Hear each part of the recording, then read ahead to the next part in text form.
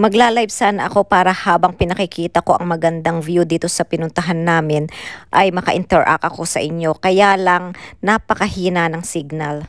Anyway, mag-relax-relax muna tayo ngayon. Wala munang content. At bukas, Sunday, meron tayong live. It's either 8 or 9 p.m. Philippine time. Ayan, at naaaninag na natin ang beach at napakasarap ng simoy ng hangin dito. Maya-maya ay bababa ako doon at ipakikita ko sa inyo kung gaano kalinaw ang tubig dito. Dito nga pala kapag bumisita kayo sa mga beaches dito, wala kayong babayaran kundi parking fee lang. At hindi dito uso yung mga cottages, you bring your own chairs, you bring your own picnic table. At kung ayaw nyo namang magbitbit ng mabibigat, magdala na lang kayo ng picnic blanket.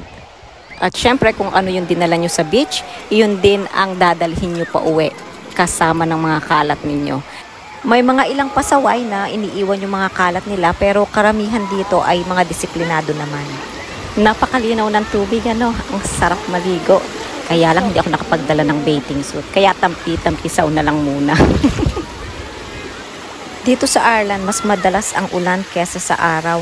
Kaya ang mga tao kapag umaraw talagang pupunta sa beach. Ipopost ko ito pag uwi na namin. Kasi napakahina talaga ng signal dito kaya nag-record na lang ako.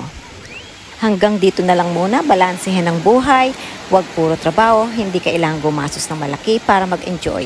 And most of all, spend time with your family. God bless.